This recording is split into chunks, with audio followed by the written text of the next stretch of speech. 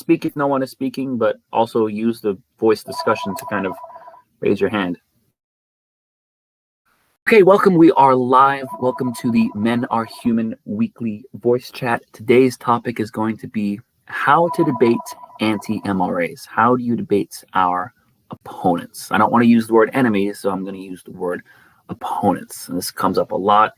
The men's rights movement is beginning to break into the mainstream, and so we need to be prepared. And we are going to start having more and more encounters with mainstream media. Now, some of you may have seen my debates with Sam Seder on Majority Report and Vaush. And one of the main criticisms a lot of people gave to me was that I was too soft. I wasn't harsh enough. I didn't give enough pushback. I wasn't aggressive enough. I didn't raise my voice. I didn't get angry. I kind of stand by my calm and reasonable approach. I think in the long run, a calm, reasonable approach wins people over. And in fact, a lot of people did send me a message saying, I wasn't impressed by how Sam treated you, and I'm a fan of his, and he was very disappointing. I do think there's a time to get angry and impassioned, and there's a time to raise your voice. But I think there's also a time for calm. And but that's what we're discussing. Share your experiences. Have you ever had debates with feminists or with family members or friends? What have your experiences been when you came public as being an MRA? What were the reactions from the people around you, etc.? So anyway, that's our topic. And this is an open chat. Feel free to chime in. There's a lot of people, so maybe use voice discussion to kind of raise your hand. But, it's a free-flowing conversation. But we've quite a few people here. But anyway, welcome. And let's get started. Yeah, one of the things that I thought was you could have pushed back on, but without raising your voice and without getting angry or anything like that, would have been to start questioning his position a lot more. So, okay, as he started out in the discussion, what he did was he basically just blankly to your face said, "Well, I think you're insane." And one of the things you could have said back to that was, okay, so you don't support gay rights, you don't support, is that correct? You don't support, help for the homeless, you don't support any of these mainstream issues which mainly affect men. And, you get him on the defensive is how you do it. You can do it very, very politely, but you have to ask them questions about their perspective. Don't just go, okay, we're moving on. Just go, well, so does that mean you're anti-gay, you're against gay men's rights? And you're, he'll go like, well, no, obviously I support gay rights and the LGBT and stuff like that. But you just go, but hold on, the gay rights are part of the men's rights movement. So, by saying that we're insane for being men's rights activists, you're saying that we're insane for supporting gay men's rights. And then you put him, this is a double bind, basically. So he can either relent on his position and compromise it, or he can go the other way and say that he's anti-gay. And that's really the limit of his options there. So, this is how you stop these people from, controlling the conversation, is you ask nice, polite questions which put them in double binds, which make them on the defensive and stop them from being able to, delegitimize you. And instead you delegitimize them, and you, as much as possible, you avoid their script. And part of the avoiding their script is you don't get angry. You never, ever get angry. If you get angry in a debate, if you start cursing, swearing, if you call your opponent insane, things like that, you lose. It's just automatic. Like, you lose points with the audience, and only your hardcore followers who are specifically with you because you swear at people and you're nasty to them will support you. And that's why people like Alex Jones or Steven Crowder, often lose me. First of all, a lot of their content is wrong, even if they were being calm. Even when people like that do make a good point, and sometimes people like that do make a good point, sometimes they're totally crazy. Of course, I'm acknowledging that. The delivery makes it so difficult to take them seriously. Alex Jones is, ranting, and the way he goes, acts like a maniac. Even if he does make a good point, he's made 1,000 wrong points, but he makes the right point here and there. Maybe can't take it seriously. And Steven Crowder, I made a video actually denouncing him because he made a point that I agreed with about the racial farm relief bill, but he did it in such a way that instead of making a good point, he honestly came across as racist. So the method of delivery would be just as important as the message itself. And by the way, you guys know Sam Seder is live today. I may have to run to work, maybe not, but if I'm on when he's taking calls, we'll try again calling him live on this voice chat if people are interested. But anyway, I want to hear from some of the new people as well today, or really anybody.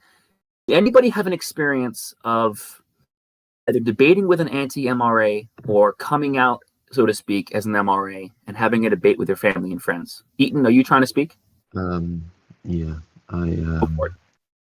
when I got into like an argument with my friend group at school in a group chat, and it like lasted about 4 hours.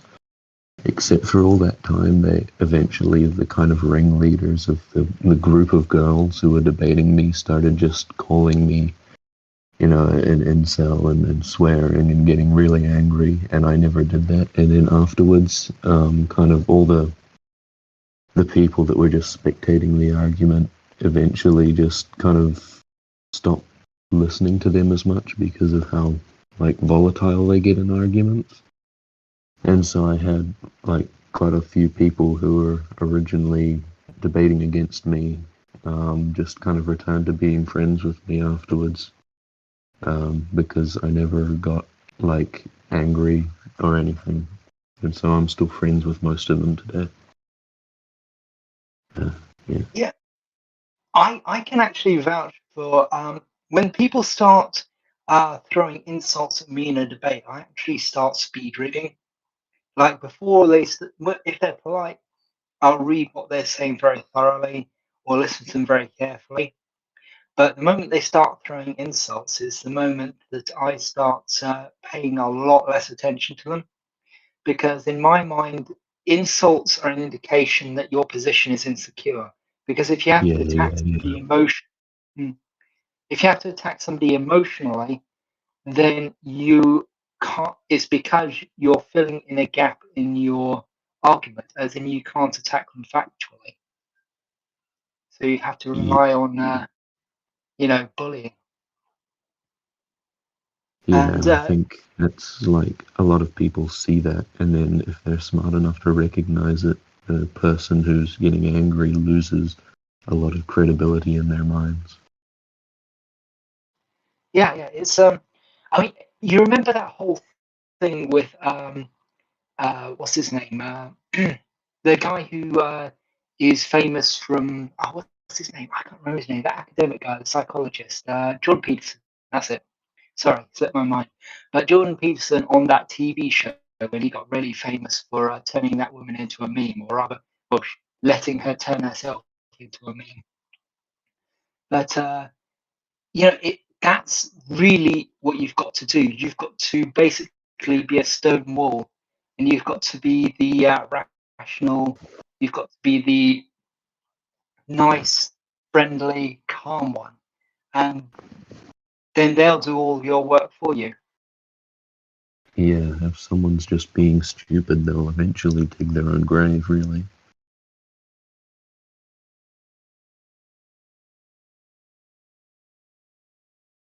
And this is where questions are really. This is where questions are really important. Yeah, questions are very good because it really it forces them to either answer the question Or if they dodge answering the question, or they give a kind of a roundabout answer, then they're on record as avoiding the question. And to that point, it's important to note that in general, and this might be a bit of an overgeneralization, but in general, there are two types of anti-MRAs. In general, two types of human beings.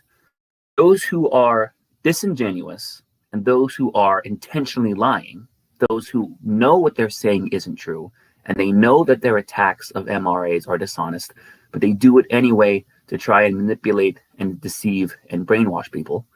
But then the second kind are the people who are maybe very decent people. They're being tricked, right? And they really believe what they're saying is true. And they have been brainwashed and they have been lied to. And so they get angry with MRAs because they really believe that what they're saying is morally right. They see a disagreement as morally wrong. That's why being calm is so important. Because if you start yelling at someone or getting angry at someone, it's going to reinforce those feelings. But if you talk to someone, they might think, you know what? Maybe it's not what I thought. Maybe these people aren't the way I thought they were. I'll kind of show by example, again, to reinforce the method of delivery of a message is sometimes just as important as the message itself. Yeah, I've got to agree there. The delivery is extremely important. A lot of the time, really disingenuous people actually pick up on this as well. And what they'll do is they'll focus entirely on the delivery and mostly ignore the substance. So they'll have a range of quips and basically they'll have some facts or some things which sound like facts, which they'll say very, very importantly and proudly and with great confidence. And the great confidence part is really what swings it for people, because people don't generally fact check verbal debates.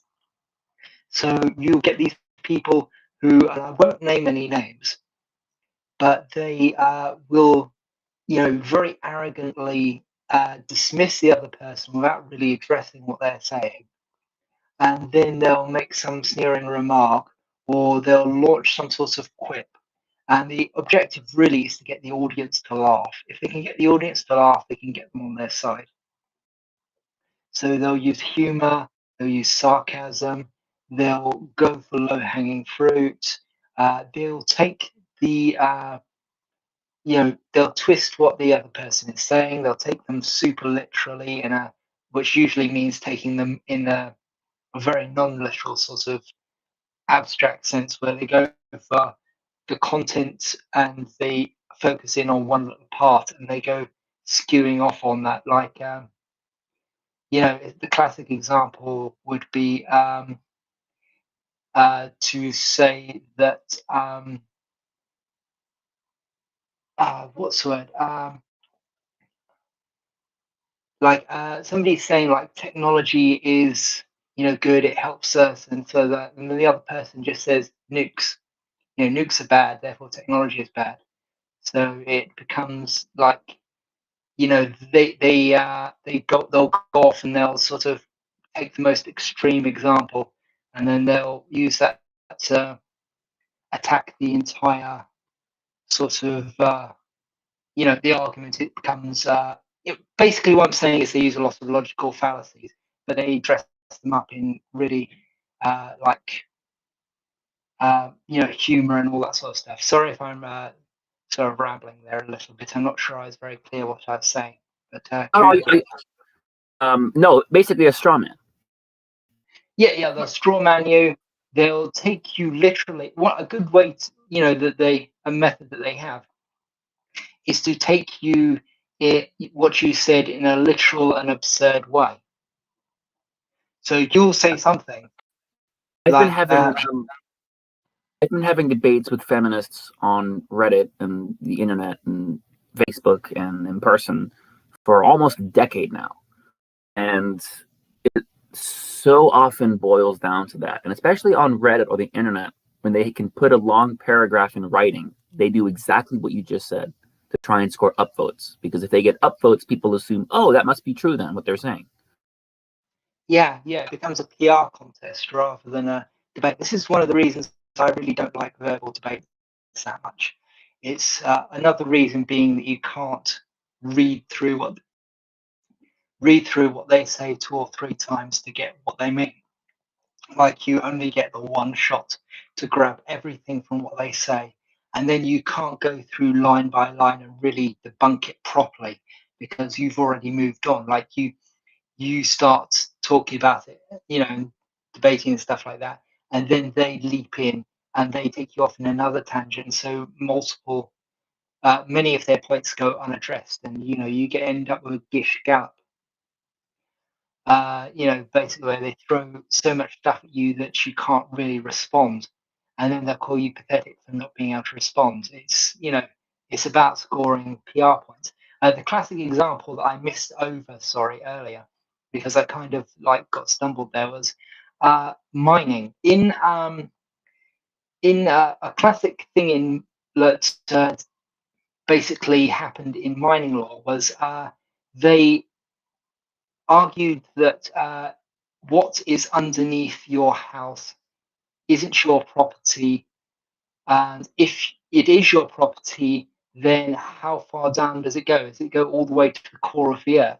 And they'd use that as a ridiculous sort of thing. Oh, you think you own everything down to the core of the earth beneath your house, and they would try and use that to say they can undermine your house at like 20 feet and stuff like that, and just dig huge pits underneath your house. It's that kind of thing. I'm just using a neutral example there, but there's many, many, many examples of this in feminism. I'm sure you can all think of some.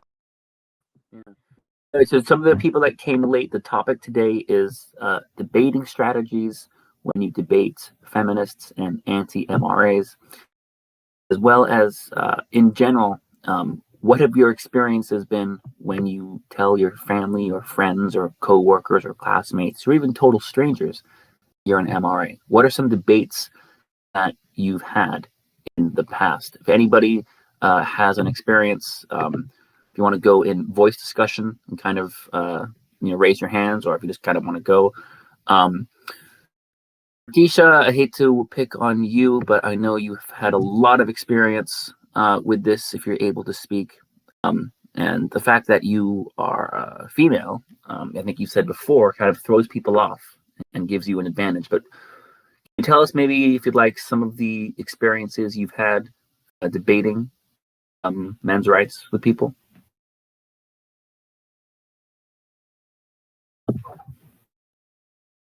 Okay, she may not be able to speak. Anybody else have a personal experience debating the men's rights movement with people? Because I've had literally thousands, and the frustration is really kind of never ending. One of the most frustrating things are how people are so primed and conditioned to reject the label of the MRM rather than the ideas. I find people so often agree with the ideas, but it's the label they just can't get around.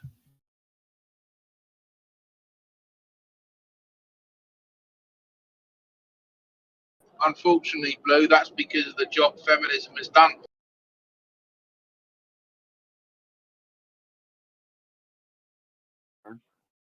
Good. So Darkisha's going to fix her mic, and then I know she has a lot to say on this topic. Mostly chill. I can see you typing there. You can feel free to speak up. Almost me, you came late to the chat. Sorry, I didn't greet you. GS Man, I think you came in a little bit after. Welcome to everybody.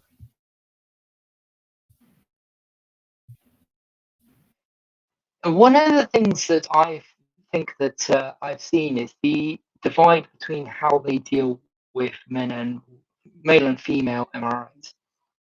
So the male MRIs, they attack their sexuality a lot of times. Well, actually, they attack female sexuality as well, but they attack them in a different way. Like, they say you can't get a date, you're an incel, small penis energy, that sort of thing. Then So women. sorry to cut you off, but equality for all. You said you wanted to speak. Free. Go on. The floor is yours.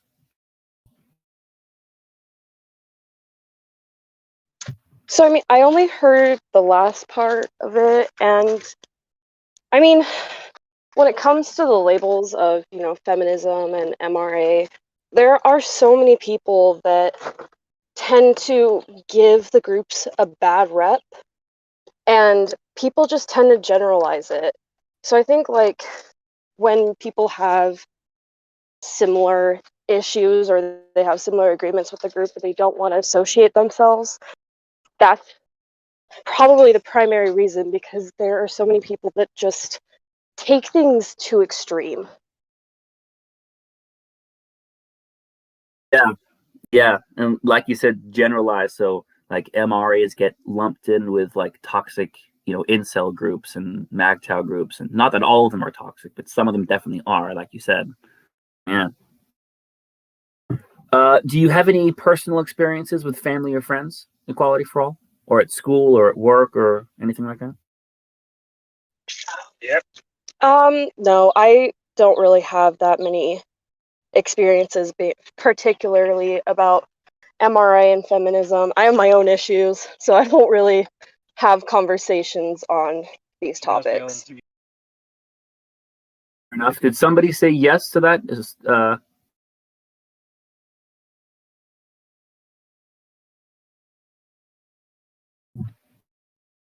Zad, how about you? I know you've had a few debates in your time.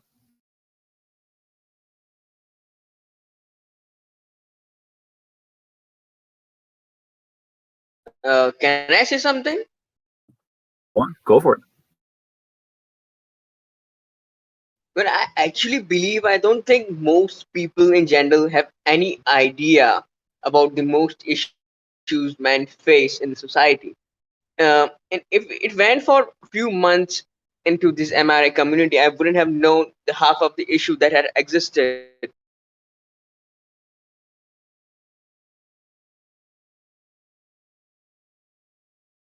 Yeah, I was, for me, it was a very long journey. Really, even today, I'm still finding new things. Or I remember when I learned that UK had different pension ages for men and women. I was stunned by that. I had been to the UK many, many times. I had family in the UK. I couldn't believe that was actually a law. Just men's issues just don't get talked about much, and that makes it. It's like people often ask, well, you're a men's rights activist. What rights are you talking about? Because you're right. They don't even know what the issues are. And so they don't understand why the men's rights movement even exists. I mean, the key is here to educate people about the issues men face. Because as I have seen, most don't even have any basic idea about the issues men face. If you go to US, if you go to talk to somebody, I doubt he would know that in US, a male minor victim of sexual abuse or rape has to pay his rapist uh, child support. Such issues, and if you look at paternity fraud, men not being the victim of domestic violence, the difference in the funding, difference in prison sentence, not many people actually know about them. Well, they also, to be frankly honest, sort of brainwash people in the idea that guys are sort of like completely, I don't want to say, well, basically, they try to teach them that guys are horrible. And when they define things like domestic violence or victim, you search up those definitions and they clearly state, preferably or usually more towards women, and they use women examples. They don't use examples where male could be the victim. They don't want to explain that to guys. They don't want you to talk about the issues. And their top Today, I positions. just came across. Go ahead. Today, I just came across. Today, I just came across a certain feminist called Flavia Agnes in India. She is regarded as the most mainstream feminist and one of the most prominent one in India. She certainly is the representative of many NGOs and feminist organization, and it also holds so much respect as she has published lots of work. and has given lots of lectures on gender studies. But today I came across that she was one of the people that opposed inclusion of minor boys in a bill protecting minors against rape and sexual assault. I doubt many people would know about that, even if in Wikipedia there was just one sentence regarding it. Most of these things get overlooked, and whenever uh, we we complain about feminists, they think, oh no, most feminists are not like that. This is a minority number of people. The most prominent one, the influential one, are actually the good people. What they don't get is the reality. I mean, I don't see any media or any social outlet, prominent social outlet exposing stuff like this. Because they're paid off. They're paid off to basically lie and to show whatever the person wants that gives them the most money. That's basically what it is. They're paid to teach the ideas and post the ideas of whoever funds them the most. And in this case, the feminists have a bunch of money, they give it to them, and so they post things that make the feminists look really good, and no one ever really exposes the bad sides of things.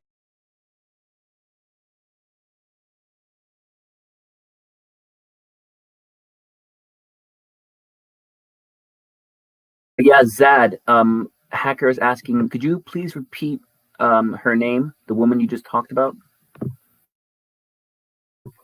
Or if you want to type it into the voice chat. I'll just type in the voice.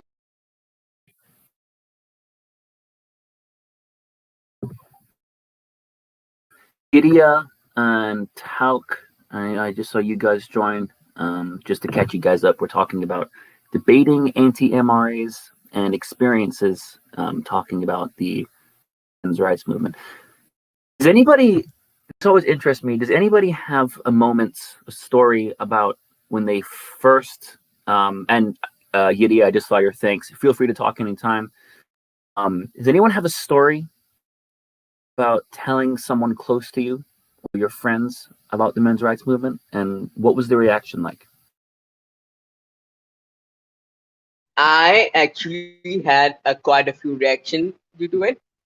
Like, the most people were clueless about it. Some people actually took my word for it. Some people were actually quite defensive about feminism, and some people feel like it's okay for men to suffer because it's like nature having revenge against men since they have been oppressor all throughout the history, basically buying into all this myths and all. But I think overall, most of them mean well. Some of them are misguided, but I believe they will come around.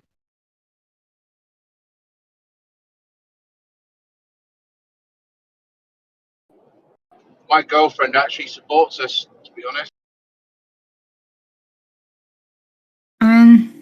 Oh, she's welcome here anytime. Go on, India. Sorry, Darkish. I was gonna say, for me, it's interesting because I get mixed results. My father has a lot of older friends, and we talk about these topics with them. And I have my own friends, and my friends are willing to talk about it, of course, in a private setting. And they seem pretty open. They support the men's movement. They aren't really part of it, but they support it a lot. But if you talk with the older generation, they all are very, I don't know how to say it. They just don't enjoy talking about it. And they're like, yeah, but, and try and make an excuse for any topic you try to bring up. I mean, it's not a fun topic. It's not, that's why people that say, oh, you're just MRAs because you hate women is so ridiculous, because this is such an unsatisfying, unfulfilling movement to be a part of. It's miserable. When you look at how bad so many things are, you can't even talk about it. No one is an MRA for the fun of it, because there's no fun in it. Yeah, it's as I'm just saying, I think it's also like when I talk to people, I think it's generational change. You know, older folks, closer to my dad's age, they grew up with the feminist movement happening, and they're just so used to putting the woman first and women are oppressed and that whole idea because they grew up on it. And then people my age, you know, they're starting to wake up a little. And, you know, it's harder for the older people, I think, to like accept maybe the possibilities because they're so used to the ideas they grew up with it.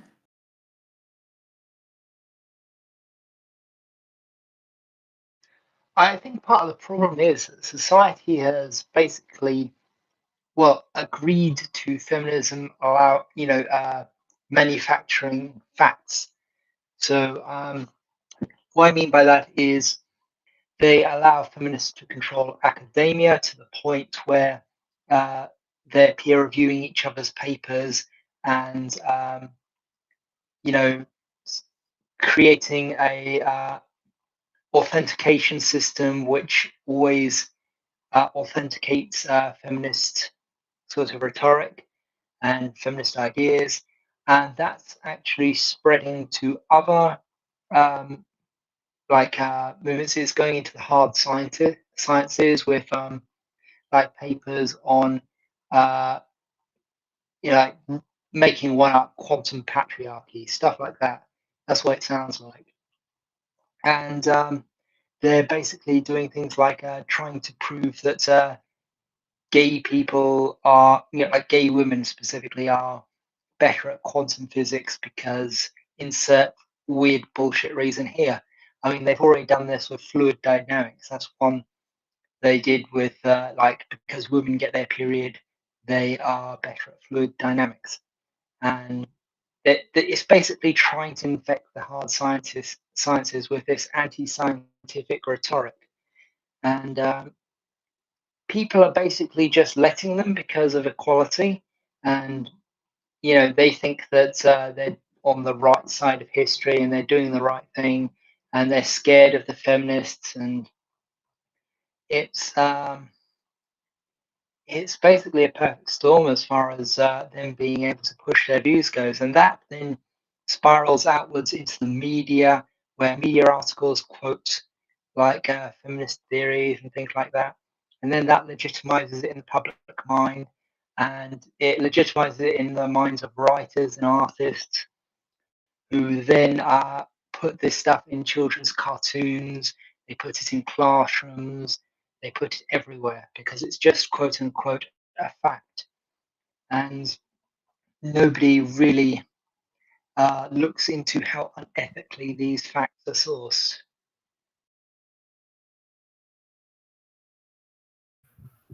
I'm not sure if any of those feminists actually have any idea of what equality, what actually means, or they have another twisted definition or meaning of equality.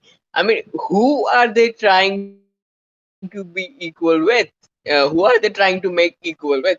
If it's not man, if it's not woman, who are they actually trying to equalize? CEOs. You see, they actually do know what they're doing, and they do have a twisted, reworked, recategorized version of equality. But they only break it out when you notice that they're not actually using the word equality, they're using the word equity. Like they used to say equality meaning female empowerment. But what they say now is equity, meaning give women special privileges. And their version of equality is just a derivation of Marxist socialism. Also, the addition of their theories in gender studies, plus the criticized version of men being the oppressor all throughout the history, which again is entirely wrong. Well, I think we need to get away from the idea that they're interested in equality. We need to point out that we're the ones who are interested in equality, and we're the ones who say equality, and they're saying equity. We need to point this out to people so that people realize what's actually going on, because it's it's sleight of hand or sleight of tongue, if you prefer. They're saying equity because it sounds an awful lot like equality. Separate but They equal. use it like, yeah. They If we're use gonna it in put this stuff out there, I think we're gonna put this stuff out there for the most people to see. As I say again, we have to put it out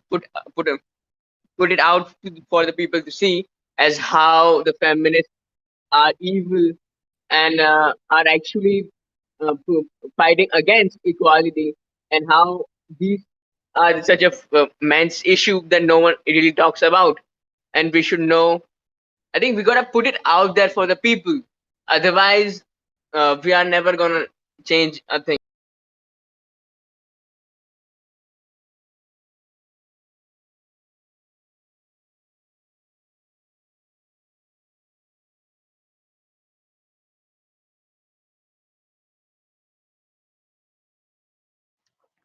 Yeah, we do have to put it out there. It is slowly spreading, and the best way to put it out there would be to do what the feminists do and basically invade academia and invade all these different spaces, and then use our actual logic to dismantle them from the inside. Like basically, you play off their logic against their logic, so that you show the hypocrisy.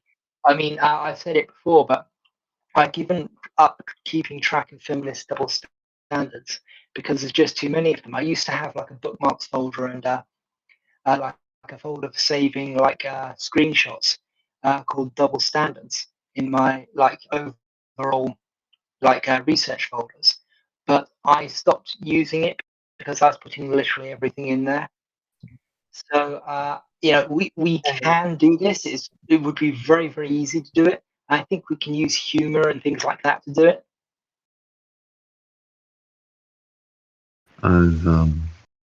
I've seen a couple like Instagram channels popping up where they make kind of poster style posts that are, I guess, in like a digestible style where they just make easily viewable information of like men's rights in like an easy to digest like poster looking kind of thing.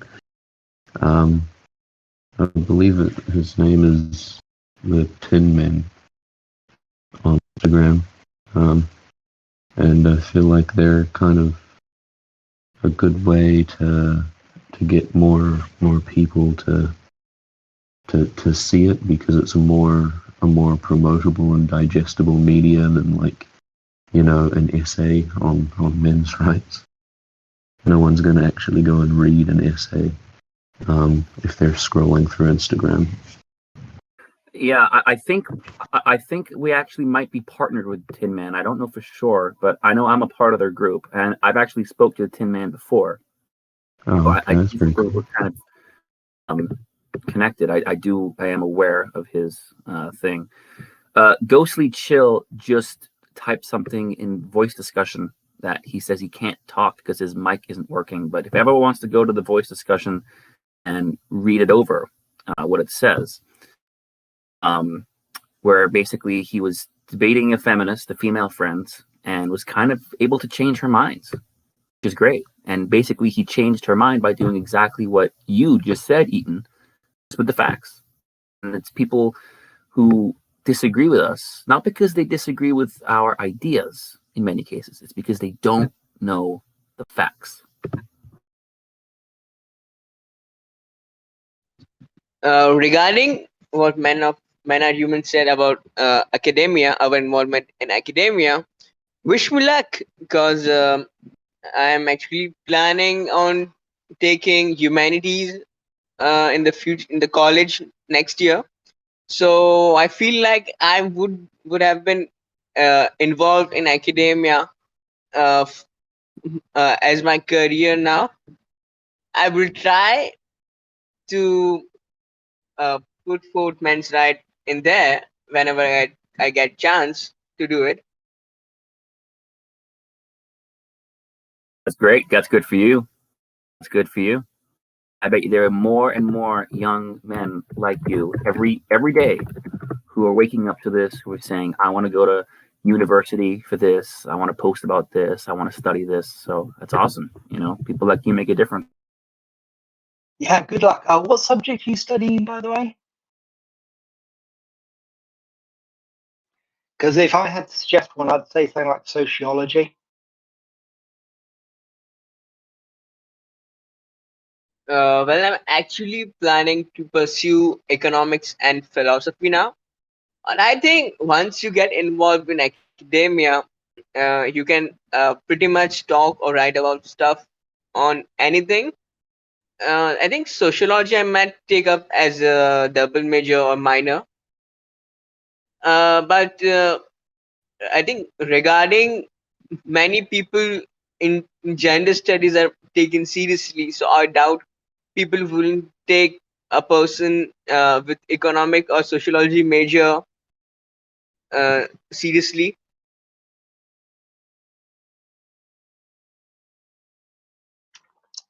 That's a great idea. Yeah, philosophy and sociology together sounds like a good idea.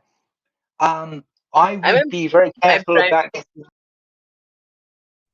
I think I'm primarily focusing on economics and philosophy.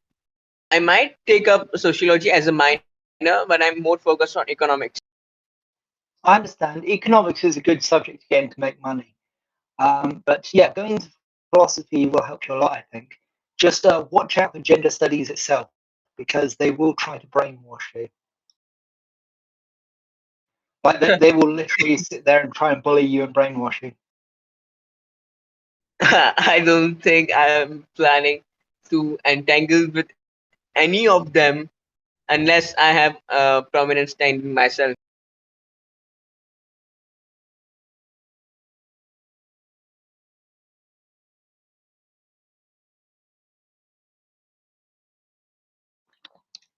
Yeah, but you definitely are.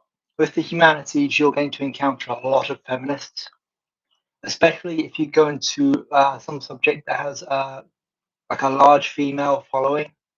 Yeah, the more women there are in the class, the more likely you are to encounter like massive amounts of feminism. And if the teacher is female, then even more so. On top of that, I'm currently searching for colleges too, and the most that are offering the courses I like are private colleges. So I really think it's gonna have a feminist influence because mostly private colleges, expensive private colleges, have rich people, and activism, feminism is mostly a rich people thing here. And the more richer you are, the more you're concerned about the social issues, I guess.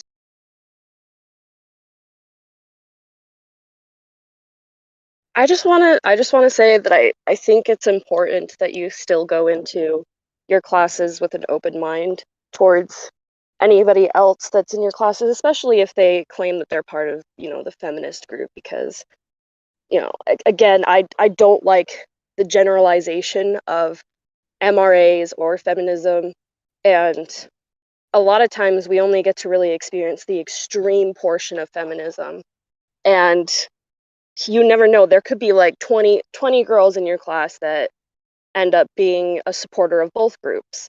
So I think it's just very important that no matter the situation, you go in with an open mind and be willing to listen and discuss, rather than automatically assume that, oh, Um, this person's feminist, and be a little more aggressive towards it. That's a very yeah, good I'm point. quite open-minded. I'm quite open-minded. I actually really don't form any extreme opinion on anything.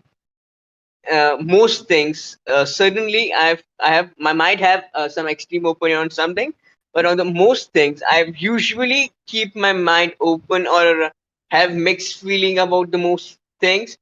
And yeah, I don't think all feminists are bad. I have few feminist friends, and I have a wonderful female peer group, which I think I'm blessed to have. And I also have been a big uh, I also am really against the saying boys are from Mars and girls are from Venus, which I think it's really a bullshit. Usually I'm quite open-minded person, so I really don't mind certain things because I personally like to read a lot, watch certain things. I certainly make opinion on certain things very quickly, but I'm really quick to change them if I got a reasonable reason to.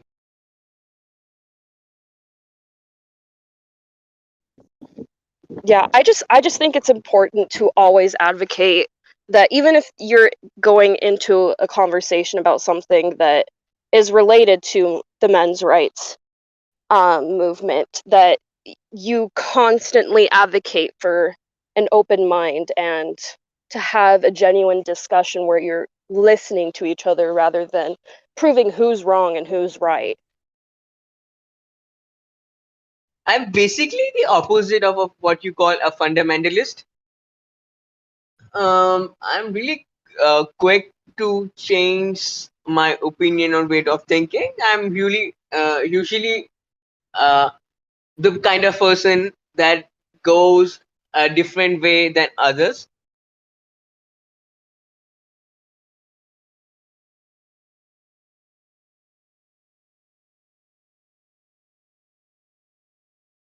Yeah, it is an open chat, so feel free to speak up when you hear it goes quiet. I know a lot of you can't.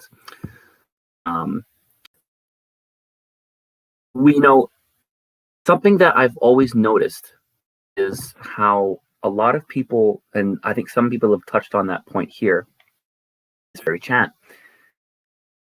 will publicly disagree with me if I bring it up in a group of 3 or 4 or 5 people, whatever, and they'll kind of join the crowd. Then privately they'll say, listen, man, I didn't want to say anything in front of other people, but I actually do think you're right, or I actually do think you have a good point, but I'm afraid to speak out. I'm afraid to say anything because of the backlash. Notice how feminists don't have any fear of backlash, even when they're blatantly lying or blatantly hostile, even when they're tweeting kill all men. They have no fear of any kind of public or legal backlash whatsoever. Because MRAs are made to feel afraid to even identify ourselves. It's because there's no consequences to them. And I had to compare it to raising like a kid. When you raise a child, you have to teach them the consequences to certain action. The feminists haven't been shown any consequences to any of their action. And so they go to the unbelievable extreme because they don't believe they're going to get a consequence for anything they do. And even when you try to start mandating consequences, they only last for a short while before they change the law again or they find a loophole. God knows what. It seems small and petty, and people say, oh, come on, seriously? But I actually think that having this ladies first policy, school children, even starting in kindergarten or first grade or second grade, I actually do think that's damaging. I know people say that's being ridiculous, but I don't think so. I'm not saying that's like a huge, major problem, but I do think that the culture of chivalry and gentlemanliness, whatever you want to call it, I do think it's harmful. I do think it's psychologically harmful. I do think it builds a lot of entitlement in some women. And I do think it reinforces harmful gender stereotypes. And I'm just going to put that out there. That's a fair I point. don't think that's unreasonable. I mean, if they were saying whites first or something like that, then people would see it instantly and they'd understand why it's wrong. But because they're saying ladies first, suddenly it has an air of like chivalry and nicety to it and deferment, and it really plays into the male instinct to support women. And boys get a positive feeling from letting girls go first. And then the girls smile at them, and the boys probably don't realize how smug the smiles are. But it's it's not something we should encourage. We should encourage boys to know their value and to respect themselves as much as they respect others. It's sort of And to how we remember get that double respect is earned. stereotypes. It's how we get double stereotypes. I Honest. Go ahead. I personally hate entitlement as a whole. I personally am quite chivalrous for if you call it that. I think in many of us, chivalry is ingrained in us.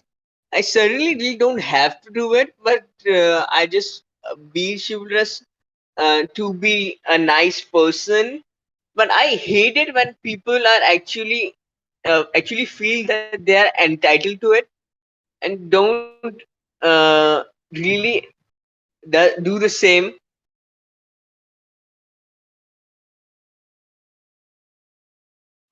It's.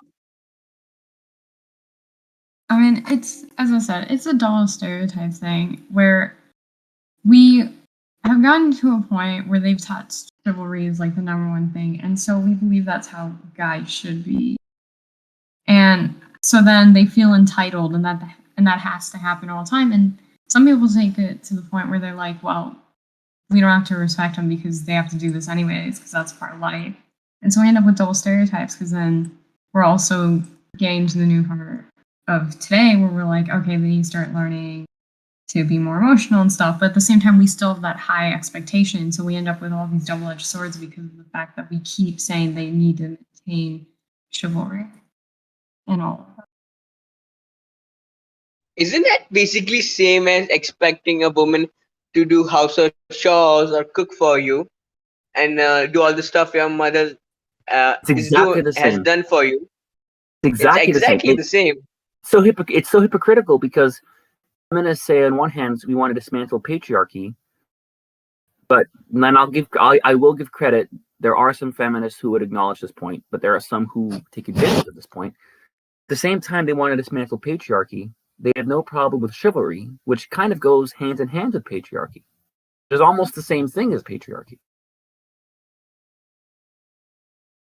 Well, the thing is, feminists really are the patriarchy. I mean, if you think about it, who and what did they use to further like everything they've ever done? I mean, they've always gone to the government every single time. It's always been about this has to be mandated. We have to make misogyny illegal. We have to make,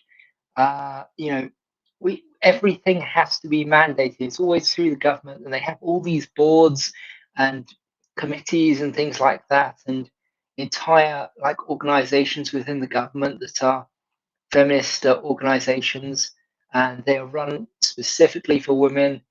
It's the whole thing is them basically going to the government, and the government in their what they were saying is basically male rule. So they are going to the male rulers, and they are issuing their demands, and they are giving the male rulers orders, if you think about it. And it gets an awful lot more obvious that that's what they're doing the more you look at it. At least I think. I mean, so I just have to say that I live in a state that is very, very much the typical men are mostly in charge, especially in my personal beliefs within my religion and anything else. And personally, I guess I can't really say that we have too much going on when it comes to the feminist side of the arguments. But it's hard for me to kind of sit here, and I think I've had a few discussions with other people in here that I take both sides, and you have to listen to both sides. And the most important thing is not to generalize, not to automatically assume anything, and to automatically go towards those that are saying things to try and correct them. It's really difficult to continuously sit through this and and say that everybody else is getting their needs met quickly, when as a person that is in a religion that isn't very friendly towards females, as a person that is mixed race, as a woman who agrees with most things. I tend to be the person that puts forth other issues first before going into gender equality. Because at the end of the day, we've had issues with gender equality, we've had issues with racial equality, religious equality for years and years and years. And really, I think the giant push is that because lately we've had so many people that go to the government and their needs are met fairly quickly. So for me, at least in my state, the needs of men are met just as quickly as when a feminist person is going to the federal government of the United States and demanding equality. I have to disagree with that last part when you said that the needs of men in the U.S. are met just as quickly, and I would point to gaps and disparities in low-income healthcare programs and in the way that men are treated more harshly in criminal courts and the way that men are often treated in family courts and divorce courts, if that's what you were trying to say. But I do agree with you. Yeah, sorry, I'll shut up. I'm not going to press you on. If you'd like to be public about it, you can. But whatever your religious background or environment is, and I'm guessing from the sound of it, you are from a more socially conservative area. Am I getting that right? So I live in Utah, and my religious background is that I've grown up in the LDS church, where men are the people that are in the position of power.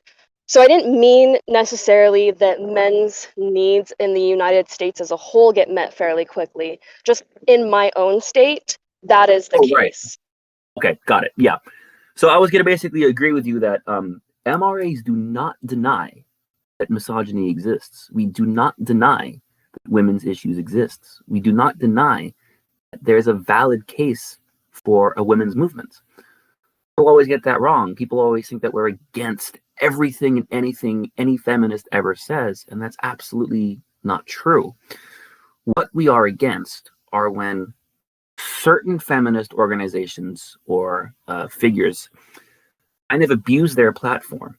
And like Moss said, they kind of twist the conversation from true equality into their own invented sense of equity. And equity, since they get to define it, can really mean whatever they feel like it means at the time. And the problem, as I was saying earlier, is there's two kinds of people: the people who are in good faith and who believe what they say, and the people who are disingenuous and intentionally lie. And the people behind the scenes are those people who intentionally lie. And you can tell the latter group by them actually fighting against equal laws. Right? If the feminists actually wanted equality, they wouldn't fight against an equal domestic violence law in the UK, equal rape laws in India, Israel, and other countries like Pakistan, and also in the UK and America as well, because they fought against stuff like that there as well. It's just whenever an equal law comes up, you will find that the people who are fighting against it are feminists. And the reason they say they're fighting against it is because they think that the law is going to hurt women, and that bad men are basically going to use it to attack women. And that's typically the only justification they give, and it's typically a death sentence for that law as far as its equal wording goes, because immediately they'll start wording it to be more friendly to these feminists. I completely agree with your point. I think it's absolutely ignorant and stupid that people that constantly are trying to progress the world, as they say, to a more equal standpoint between men and women, find the need that they need to have specific laws specifically for their gender, when that doesn't make sense. You can't continuously say we need there to be more equality between the genders and then come back and say, wait, no, we're the victims, we're the only victims, when that's not the case at all.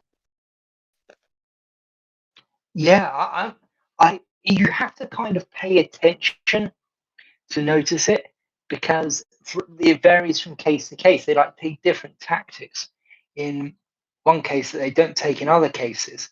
So when it comes to something where they can sell it as men getting an advantage, then they're all about equality. But when it comes to something where men are getting equality, they will then turn around and say that this is dangerous for women, and they'll dangle female victimhood. And that's a very effective tactic. It's always been effective. And it's been effective right back to the days when to start a war with another tribe, all you'd have to say is they are after our women, they want to hurt our women, they want to rape and murder our women. And that's literally all you'd have to say, because women are the thing that men value most in the world. Like, men value their families, and that's the family in the man's mind centers around the woman, because the woman produces the children, and his role is to support and protect the family. I mean, that's why they consider it a nuclear family. It's like it's well, okay, I might be butchering that term a bit, but it's why. Sorry, I've lost my train of thought a bit there, but carry on.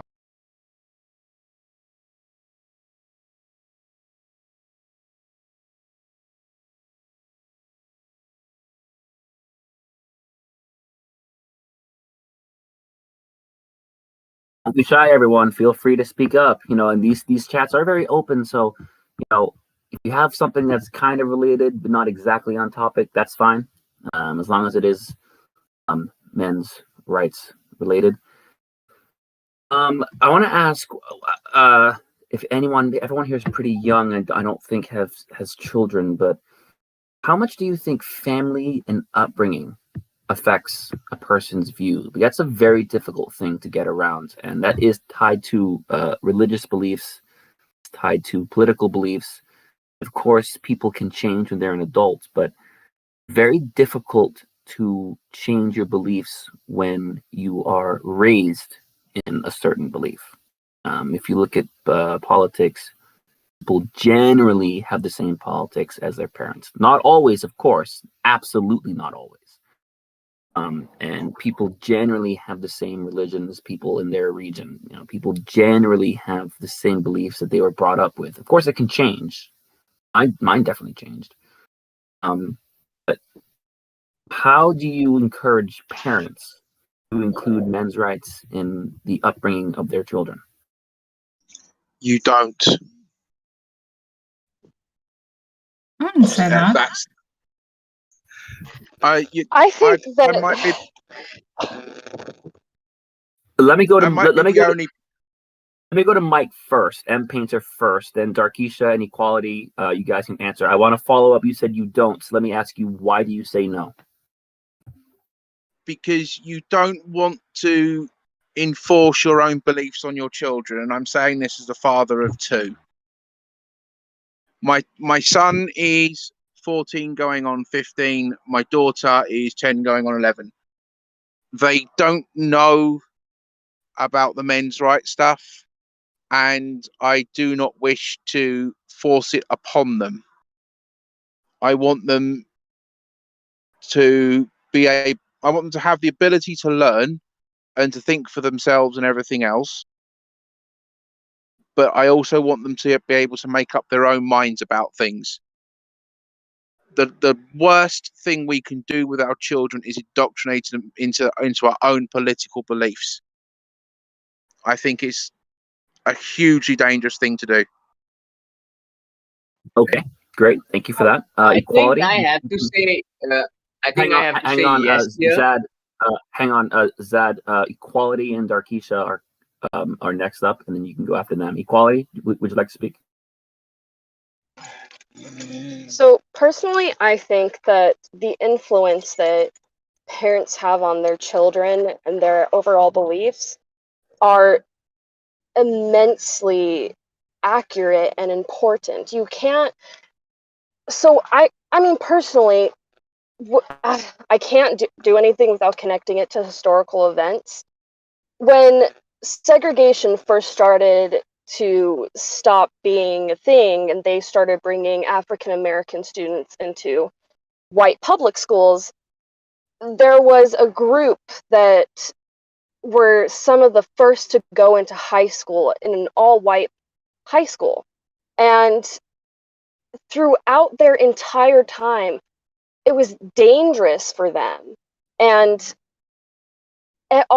because this is a time where segregation and racism is very prevalent in our history, the students that had issues with them, later on went back to apologize because their views had changed and their influence was their parent.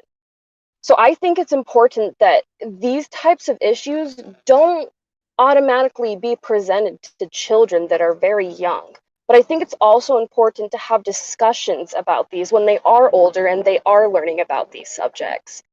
Your parents are your influence.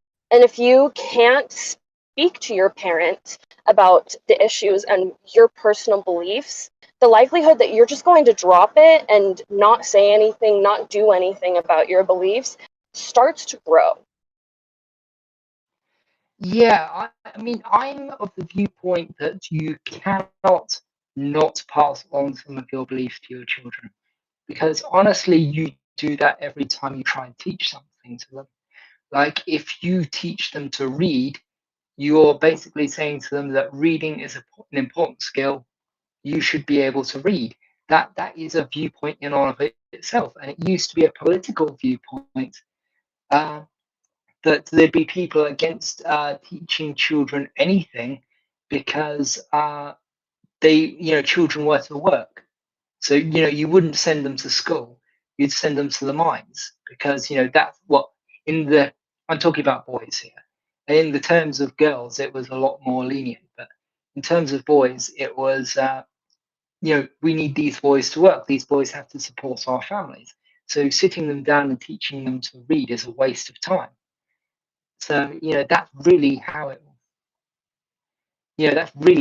was. It was, so we've got to be aware that teaching children facts isn't the same as teaching them our beliefs in any case. But I do think that we should give them our beliefs and say, it's up to you to, determine what's true for yourselves. But here is, what I find, what I think is true based on the facts. And we need to do that, especially with our movement, because if we don't, the feminists get a free reign with the kids, and they are in the schools, they are in the media, they are in their cartoons, they are in everything. And they will teach your kids to be feminists. So, I think Darkisha, actually, we have a little bit of a line. People were talking all at once. So we again, this chat is getting so big and more people that we got to kind of organize it, which is great. But Darkisha is next, and then Zad. I'll try and keep it quick. I mean, I agree that kids should have their own rights to choose what they want as they grow older and they have a right to their opinion. But as Men Are Human brought up, I mean, with feminism being linked within school, within your education, and from a young age, and movies and TV shows, we need to teach them the facts. And maybe I'm just speaking from a point of view that I grew up in a very interesting household. So my father's been an MRA since the 80s, and my mom's been a feminist since the 80s. So I've had the two different sides of the gender issue since I was literally came out of my mother.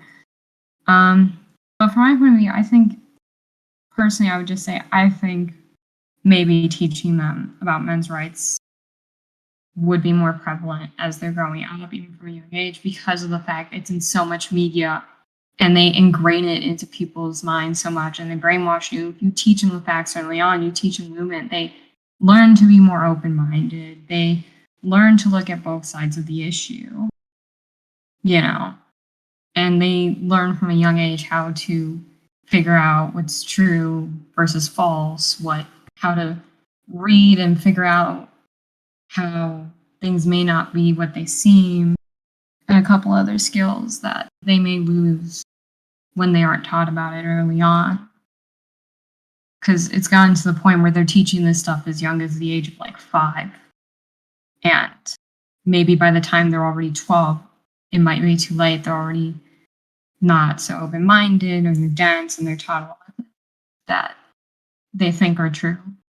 But just a personal experience opinion.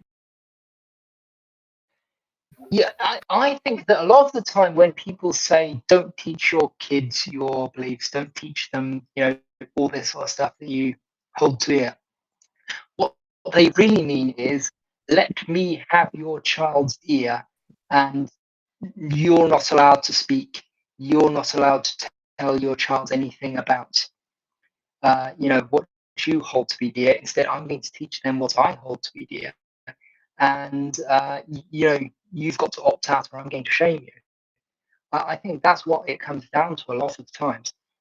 But we really have to make sure that our kids understand these things, because in our case, we've got a lot of research to back up what we're saying. So I don't think it's the same way as saying,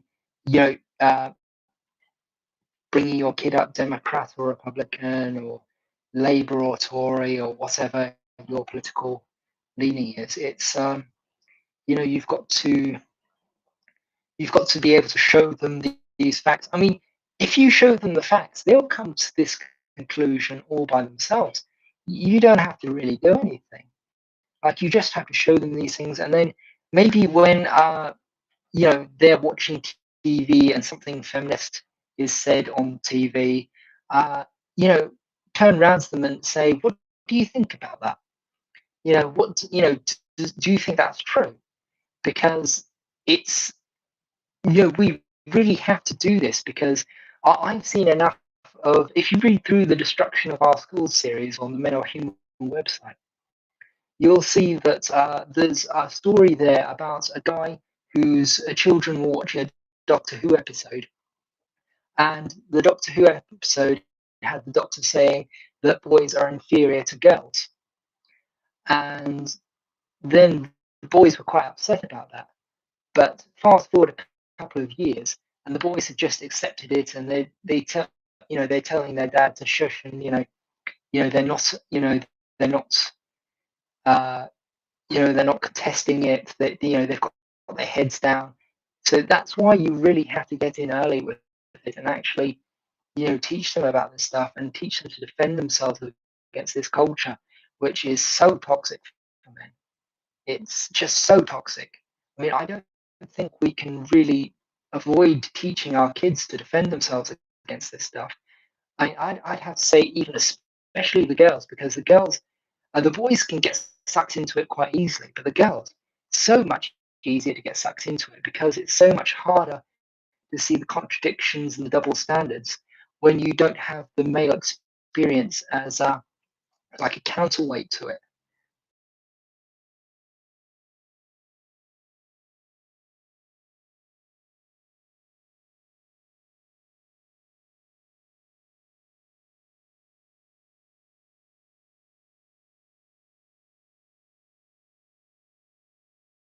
I mean, does anyone disagree?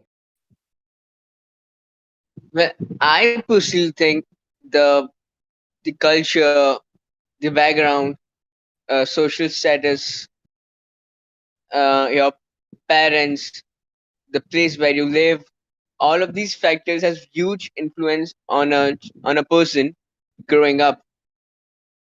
It certainly forms a moral compass or a code for a person, which might later change or differentiate in the future when a person uh, starts to form his own opinion, does his own research. It either gets better or it either gets worse. So I think the point of influence from their parents, from their background, from their culture remains. It's kind of inevitable. Personally, I'm quite the rebel.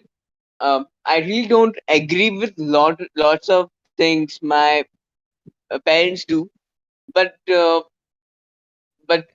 since I come from a particular background, a particular place, uh, I do have certain moral compass, or do have certain opinions that I believe I have, because I belong to a certain place, which certain place, and my overall exposure to a lot of things. It's not certainly a bad thing. I mean, if you live in, if you look at certain things, it's not wrong either way. If you think monogamy, loyalty, if a marriage as a partnership and all, uh, and a fantasy, in a fantasy, as a fantasy, where both people are internal partners, and it's happily ever after.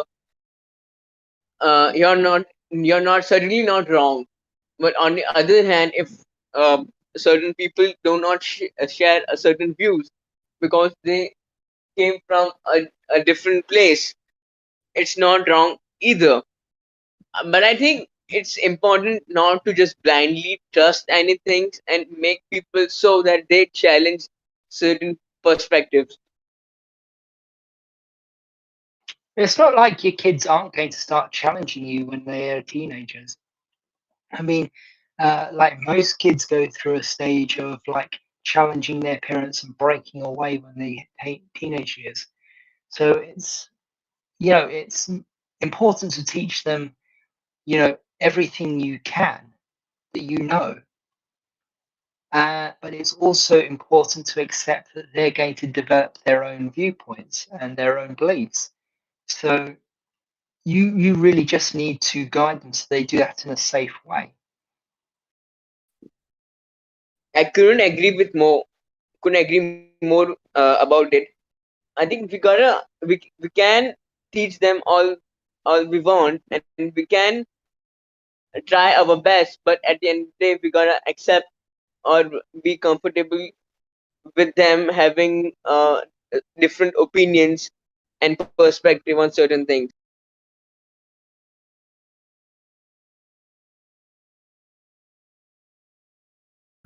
By the way, the Sam Seder Fun Half is officially beginning, so I am going to attempt to call in if anyone's interested. Ooh, surprise calling. All right then, Blue, we're game for this. Everyone got their popcorn and their hazmat suits, I guess. Hang on, I just want to. It is unlikely, though. I am going to message the admins of his channel and maybe see if I can get bumped in the line. Yeah, sure. Let's keep this going while Blue's doing that. If anyone would like to speak, please do. Lydia, I think you've been quite quiet today. Have you got anything to say, or?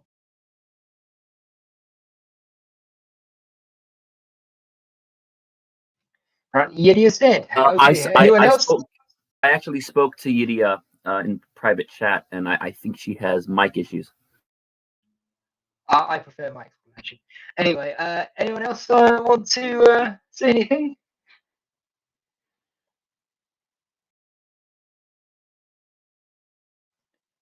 I think I will take my leave now. Bye, guys. Okay, Zeta, thank you for coming. It's been nice talking to you. Okay, so we've been talking about how to debate feminists a lot. Anyone want to come up with any tips for Blue in his little adventure into the Sam Seder show? It's always good to have a list of references on hand that you know are factual, because nothing's worse than when you give someone some evidence and then they're like, oh no, that's not true, it's being disproven. It just discredits your whole debate. That's why we created the citation list, which I'll just post in the chat. Yeah.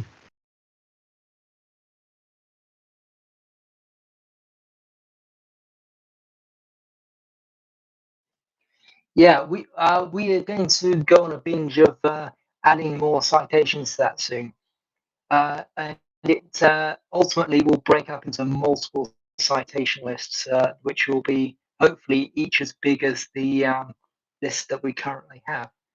So, I mean, it is getting to the point where we are going to have to break it up somehow because it's actually getting a bit sluggish, the page.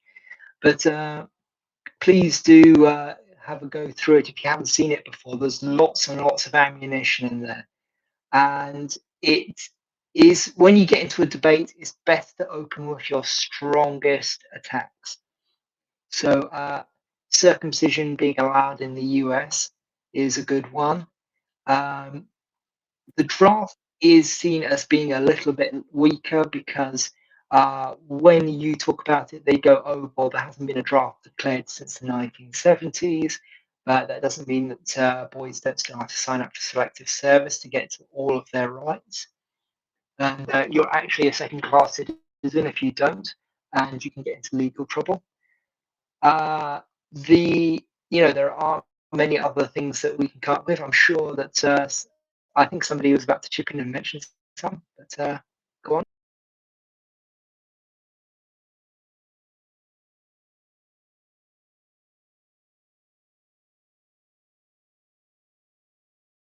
Apparently not.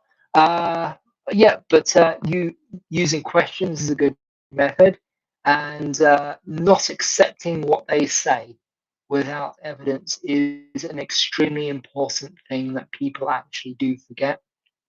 Because in a debate, it's very, very easy to just accept the axioms that the person gives you and not look into it deeper. So, for example, the idea that domestic violence is mostly men hitting women is an axiom that they'll bring up and they'll say it's self-evident. Look at all these studies we've got, blah, blah, blah. Well, actually, the majority of studies say it's 50-50. And some of the studies say that women initiate violence more than men, at about 70% more. So I think another thing they don't like to bring up is a lot of. I should probably find the article for this. I found an article way back a while ago, and it was talking about the fact that there are a lot of gender studies in favor of women that are very incomplete in their information, but they would never tell you that about it. So a lot of things they claim are facts are just things with a lack of information and evidence, but that they just put out there. And since it's published by some gender study official professional, it must be the truth. Yeah, that brings me back to that thing I said about them approving all their own stuff. So they will approve things that fit the narrative because they are pushing a political idea, not a factual discipline.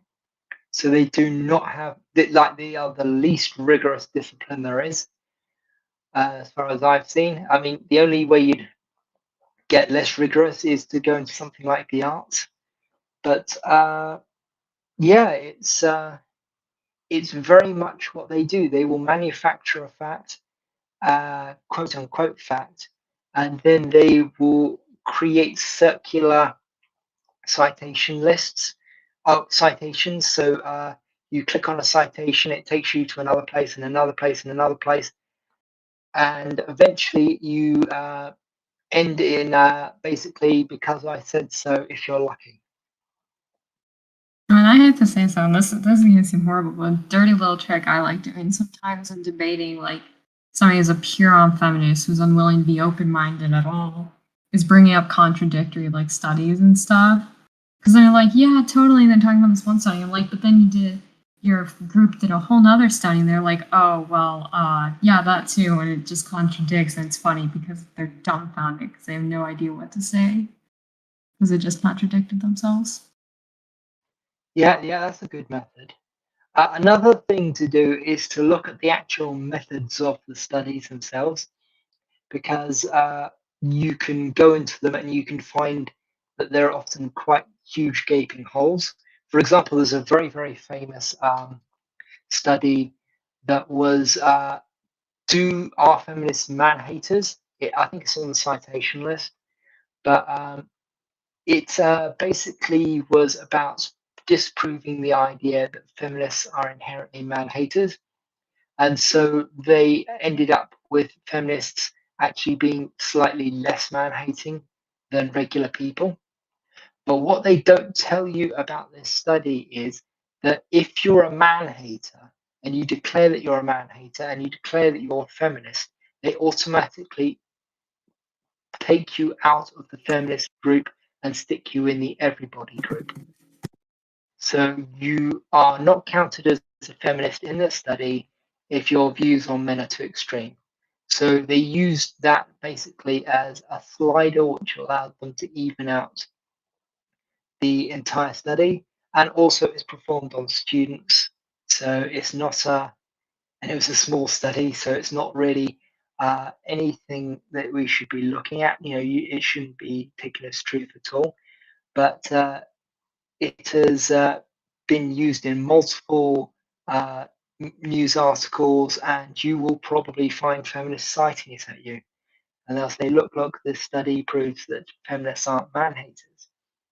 And, then you have to go through the study itself and debunk it. We should probably come up with some sort of tips and tricks guide on this, I think.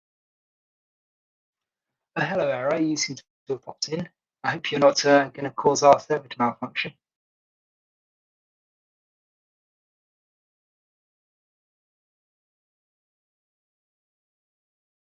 I think there was an error in his mic. Quite possibly. I think there was an error just generally there.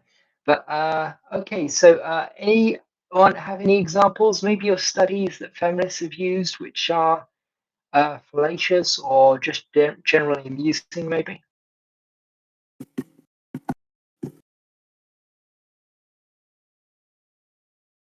I had someone tell me that about 90% of rapes are women getting raped, and they wouldn't take anything else for an answer, and it ended up in them blocking me. Yeah, that sounds pretty typical to me. For that one, one of the good things you can do is you can point to the CDC 12-month stats for rape and point to the made to penetrate stats. You've got to add the made to penetrate to your stat, but there's a Time article on it that might help because Time is generally considered a good source. Pardon? I've heard that they are now in the hospital for mental issues. So I don't know if that was part of it, but yeah, that sounds a lot like it was part of it. We've heard of a few of those. The famous one would be Fairwinds, the famously insane feminist who had a famously insane feminist blog, which you can still read, which talks about how men should be castrated and stuff like that. And it's absolutely bonkers stuff. To the point where I wouldn't credit the majority of feminists with holding the views that she held. That she's absolute, too insane to even be a feminist academic, even.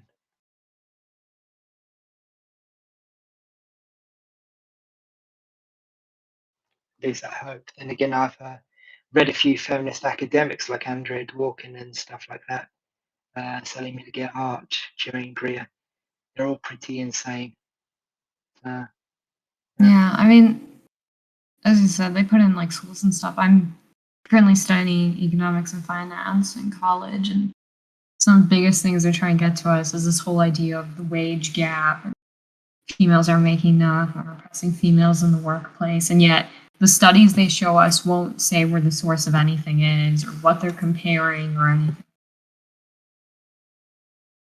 Yeah, we actually have a Harvard study on the citation list where they found that women will earn less even when wages are fixed for everyone. So like it's an hourly wage that's just fixed across the board and they'll still earn less. Like I think it was bus drivers and yeah, it seems like a pretty credible study, and it's if women are still earning less than men when their wages are literally fixed. Like there was another one which was the Uber study where women set their own hours and earned way less than men. It's if you show them some of those, then maybe you might convince some of the students, even if you don't convince the tutors who probably know it's all BS. Well, that's what I don't like about it is in the study of economics, we're talking about money and wages and stuff, and you look at the fact that you can't. One of my biggest problems with is they talk about comparing different positions. We can't compare different positions within a company because different positions make different money. It depends on the hours you put in. Guys are more likely to do overtime than women are in many workplaces, and so that might be why they're making more money all the time. There's a lot of things they include in there that shouldn't be included. A lot of things they don't compare well. Yeah, in the Uber study, I think men were more likely to go into dangerous areas and work unsociable hours to get like extra tips and things like that. And so they were making an awful lot more money than women, even though the wages are fixed by a gender blind system where you set your own hours. It's it's very interesting. And then there's stuff that they often suppress, like Amazon had this hiring algorithm. I think it was Amazon, where it wouldn't hire women because because of mathematics, and they called the algorithm sexist instead of actually addressing what might have been the fundamental underlying problem, which is that men and women, when they go into a job, have very, very, very different, so not expectations, but objectives. Like for a woman going into a job is often for a supplemental income, so they'll often work part time, things like that. Whereas men, they are usually still the full-time breadwinners who are supporting an entire family, might have a pregnant wife or a wife with small children who really can't work, not feasibly. So they will be supporting them. And it's interesting that feminists will attack the idea that, they'll get angry at the system for not supporting women who take time off and things like that. And they won't ever really get angry about men not being supported in their breadwinning for their families, even though this is something that's been going on for a long, long time. And I also don't personally. I think when they talk about workers, when it comes to women being pregnant, they should know more. I've seen a lot of companies change their policy in the last 5 years, just their case studies I do for business classes and stuff, and they have changed their policies dramatically where women can take off a lot more time for maternity leave. They can have paid leave for maternity, and I mean, they've made a lot of changes to make it better for women who get pregnant working.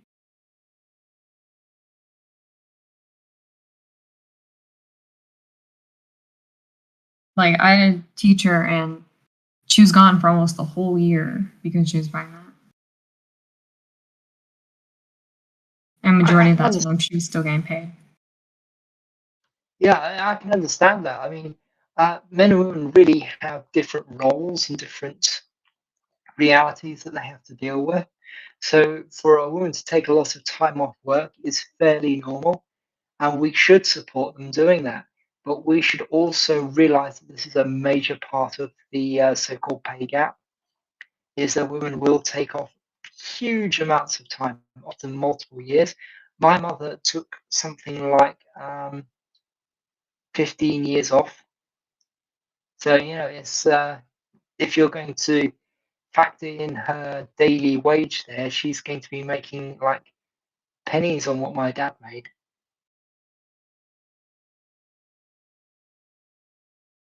Yeah.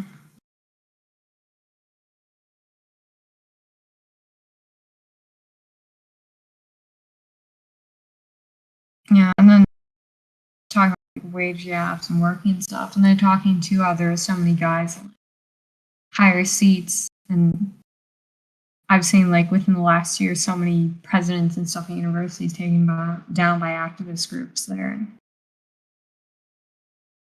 It's one of those things where it's like maybe some of them honestly didn't say the best things, but on the other hand, a lot of them earned their place where they are from experience and connections. It's not just a they're a man thing. It's a they worked their ass off to get their thing.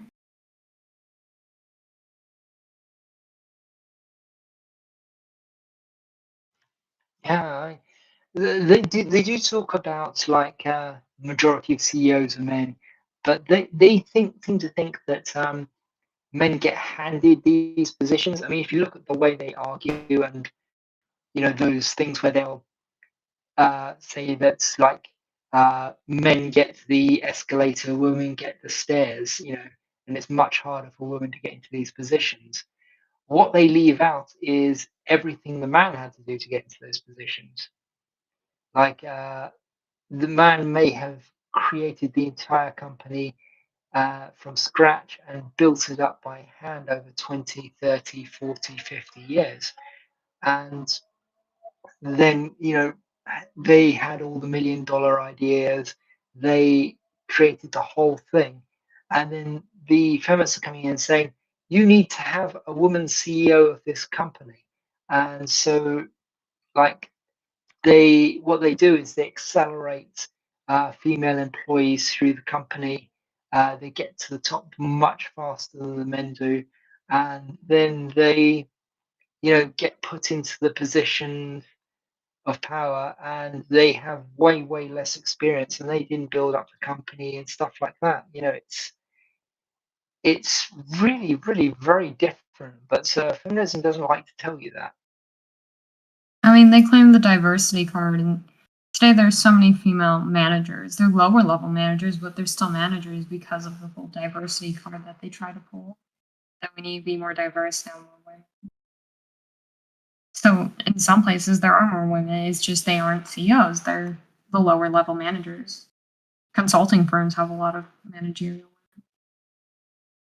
I have to wonder how many of them are ideologues as well, because if you got put in that position by selective hiring policies, then there's a good chance that they put the loudest feminists in those positions, so that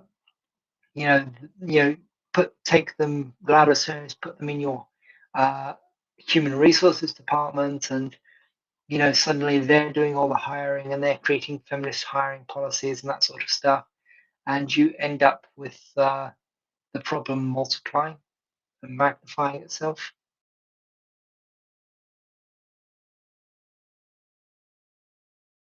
Can people hear me now? Oh, finally, yeah. Yeah. Okay, just a quick update. I think I was on mute for a bit. Please don't hang around to see if I get on Sam's Theater, because it's by no means if you want to stick around and keep talking, that's fine, but I just want people's expectations. It is by no means a guarantee.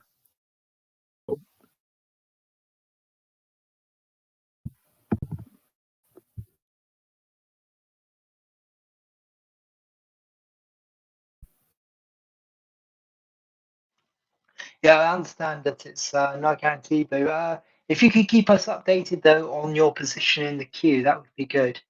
If they do have an automated queue there. Actually, right now, I can't even get in the queue because the message I'm getting is that the maximum number of callers has been reached, and the queue isn't even open. Yeah, so I'm and that can change, but I've emailed the admins and they've responded. They seem interested, but it's no.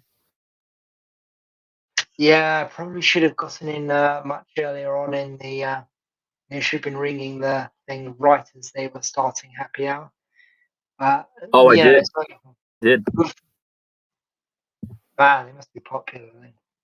Or maybe they have a very short call list. I don't know. But yeah, They do get a lot of crazy trolls, which are quite actually funny to listen to. They had a guy defending slavery last week, and he sounded serious. He was crazy. It was sort of funny, but it's also sort of scary that he's a real person in the real world. But yeah, he's probably an actor, to be honest. Not a lot of people possible. defend slavery, but so I'm guessing that some do, but mostly probably the extreme, like real crazies from a racist forum I won't mention the name of. But yeah, it's perhaps it would be best if you just recorded your side of the call and then we debated it next week, because it'd be very, very interesting to compare what they allow to go on the show with the actual recording.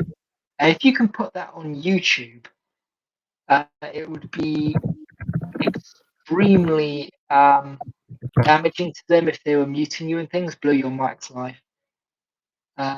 Making a lot of noise. Yeah, it would be extremely damaging to them if you could record them muting you and basically play the two audio clips side by side.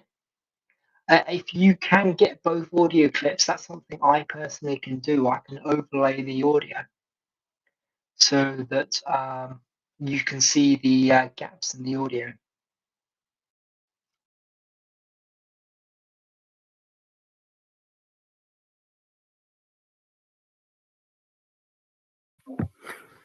I'm not sure if I'm not sure if that's possible. You'd have a difficult time. I don't know if the audio would be that reliable to do that, to be honest. Well, if you can record it, then I can basically create a run through where I show the gaps in the audio, where we could do a back and forth. We could have the Sam Cedar audio and then cut to the real audio and show that that you were being cut off. You only have to really do it a couple of times to get the point across.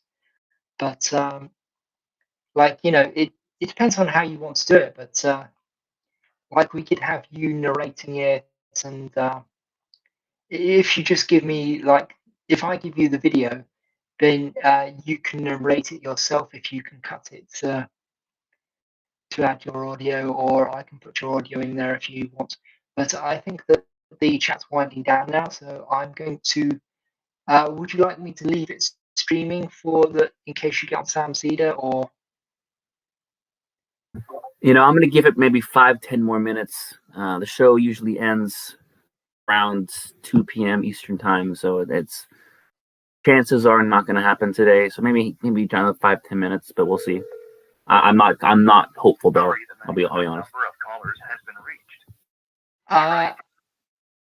If you're saying 2 o'clock, isn't that like 7 o'clock here?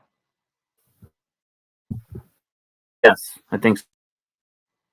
No, you're not going to get on. That's 10 minutes away. Yeah, I'm gonna call it then. Thanks everyone for showing up. It's been a really great chat, and I'm glad that a lot of people got involved. We like to see a lot of people talking, and you're all welcome to speak up if you want to, or if you can't or don't want to, you can put your messages in the chat. They will still be seen on the stream. If you would like to join in next week, we're at the same time, 5 p.m. UK time. That's 12 noon, I think, in... what time was it in America, Blue? 5 hours behind. We're 5 hours behind you in Eastern time most of the year. There's 2-3 weeks where daylight savings isn't aligned, but generally speaking, you're 5 hours ahead of us. Okay, so that's 12 noon Eastern time, and we will be back next Friday then. Thank you everyone for listening. If anyone would like to keep talking, please do. I'll leave it open for as long as you want to chat. Dark, did you want to say something, by the way? Blue, your mic's on again. I don't really have much to add. It's been a great conversation. Bye. All right then. Good night, everyone, and thank you for joining us. This was a really good one. And I brought this up last week because it's becoming an issue, and it's still an issue now. But we're getting so big, it's getting hard to get everybody in. So that's a good sign. So keep coming back. This is becoming pretty great, and this could really build into something. Good night.